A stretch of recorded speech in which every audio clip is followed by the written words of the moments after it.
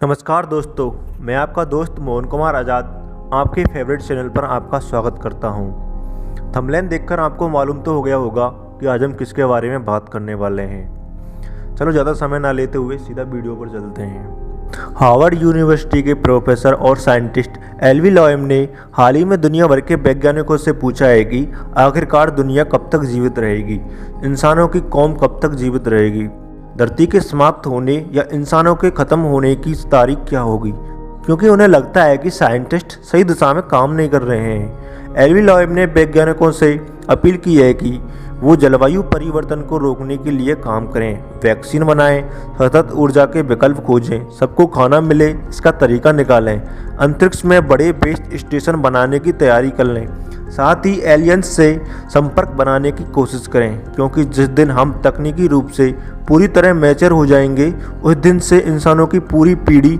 और धरती नष्ट होने के लिए तैयार हो जाएगी। उस समय यही सारे खोज और तकनीकी विकास ही कुछ इंसानों को बचा पाएंगे। हार्वर्ड यूनिवर्सिटी के पूर्व छात्र सम्मेलन को संबोधित करते हुए एल्वी लॉयम ने कहा कि सबसे ज़्यादा ज़रूरी है इंसानों की उम्र को बढ़ाना, क्योंकि हम लोग अपने जीवन के मध्य हिस्से में हैं। हमारी तकनीकी सभ्यता की शुरुआत सैकड़ों साल पहले हुई थी, तब ये तकनीकी सभ्यता एक बच्चा थी। अभी हम इसके किशोर अवस्था को देख रहे हैं, यह लाखों साल तक बची रह सकती है। हम फिलहाल अपने टेक्नोलॉजिकल जीवन का युवापन देख रहे हैं। एक गणितीय गणना के आधार पर एल्वी लॉयम ने बताया कि तकनीकी सभ्यता कुछ सदियों तक जीवित रह सकती है, लेकिन इससे ज़्यादा नहीं। लेकिन क्या यह भविष्यवाणी बदली जा सकती है?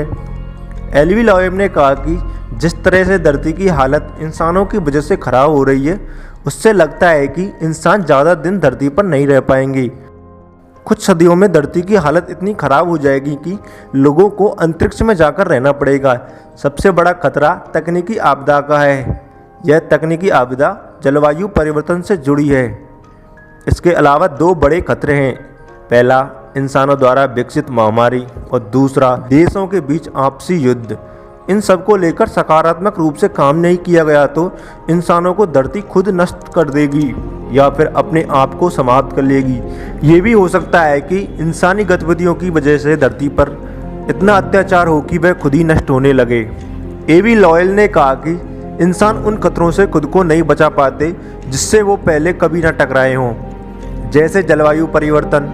इसकी वजह से लगातार अलग अलग देशों में मौसम परिवर्तन हो रहा है, ग्लेशियर पिघल रहे हैं, समुद्री जल स्तर बढ़ रहा है, सैकड़ों सालों में सोए हुए ज्वालामुखी फिर से आग उगलने लगे हैं, जंगल आग से खाक हो रहे हैं। ऑस्ट्रेलिया की आग को कोई कैसे भूल सकता है, करोड़ों जीव मारे गए उसमें। एल्वी लॉयम ने कहा कि इंसान और उसकी शारीरिक संरचना निजी तौर पर किसी भी आपदा की भविष्यवाणी नहीं कर सकती, क्योंकि यही हमारे मानव सभ्यता की किस्मत है। इसे इतिहास में इसी तरह से गढ़ा गया है।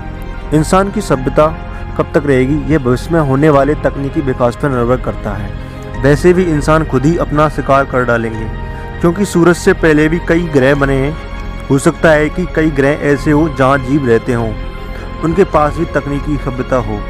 ये भी हो सकता है कि वो तकनीकी सभ्यता को अपनी पारंपरिक और प्राचीन सभ्यता के साथ मिलाकर चला रहे हों, ताकि तकनीकी सभ्यता के चक्कर में खुद की पहचान ना खो जाए।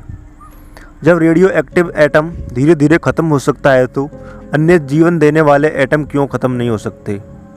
इंसान को फिलहाल अंतरिक्ष की प्राचीनता की स्टडी करनी चाहिए, लेकिन कठिनाइयाँ वहाँ भी कम नहीं हैं।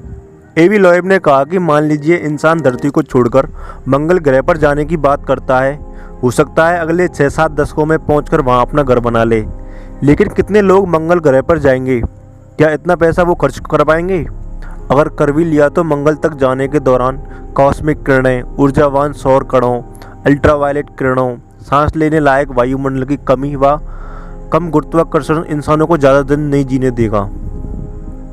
मान लेते हैं इन दिक्कतों का सामना करके कुछ इंसान मंगल पर रहने भी लगे, तो उन्हें फिर से अपनी दुनिया बसाने और धरती से और लोगों को ले जाने में कई दशक लग जाएंगे। मंगल ग्रह पर जाकर रहने से बड़ा फायदा ये होगा कि हम वहां पर जाकर अन्य रहने योग्य ग्रहों की खोज कर सकेंगे, यानी कि टेराफॉर्म प्लैनेट्स की खोज कर सकेंगे। हो सकता है कि लोग ये सवाल भी करें कि अंतरिक्ष मिशन पर करोड़ों का खर्चा क्यों किया जाए, जबकि उन पैसों का उपयोग धरती पर रह रहे लोगों की भलाई के लिए किया जाए।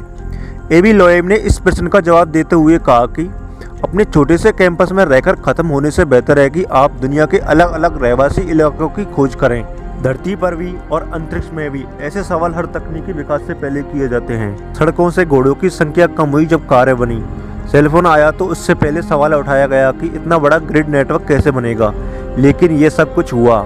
चांद पर भी इंसान पहुंचा, लेकिन उससे पहले सवाल उठा था कि ये संभव नहीं है, कैसे करेंगे, लेकिन किया ना। इंसान चाहे तो खुद को और धरती को बचाने के तरीके निकाल सकता है। सवाल पहले भी उठते थे, आगे भी उठेंगे। सवाल उठाने वाले भी नई तकनीक का फ़ायदा उठाते हैं। वो भी आगे चलकर खुद को अपडेट रखने के लिए नई तकनीक का सहारा लेते हैं। एवी लोएब ने कहा कि हमारी पहली ज़रूरत है स्थानीय समस्याओं को ख़त्म करना, लेकिन साथ ही हमें नए आयाम खोजने होंगे। नई तकनीक विकसित करनी होगी जो ह्यूमैनिटी को बचा सके। इंसानों को आपसी मतभेद बुलाकर धरती को और खुद को बचाने के लिए काम करना होगा। इससे कुछ सदी जीने के लिए और मिल जाएंगी, नहीं तो समय से पहले इंसान और धरती दोनों समाप्त हो जाएंगे। हमें स्थानीय समस्याओं के साथ साथ वैश्विक समस्याओं को भी निपटाना होगा, क्योंकि ऑस्कर वाइल्ड ने कहा था कि हम सभी गटर में रह रहे हैं, लेकिन हम में से कुछ सितारों की ओर भी देखते हैं। इसलिए हम में से ज़्यादा लोगों को सितारों की ओर देखना होगा। हमें उसके लिए प्रयास करना होगा ताकि इंसानियत और धरती दोनों को बचाया जा सके। अगर नहीं बचा पाएंगे तो दूसरे ग्रह पर जाने की व्यवस्था कर लें, क्योंकि जिस हिसाब से इंसान अपने काम कर रहा है उसके अनुसार धरती बदला लेगी। आपको ये मेरी वीडियो कैसी लगी कमेंट बॉक्स में ज़रूर बताएं।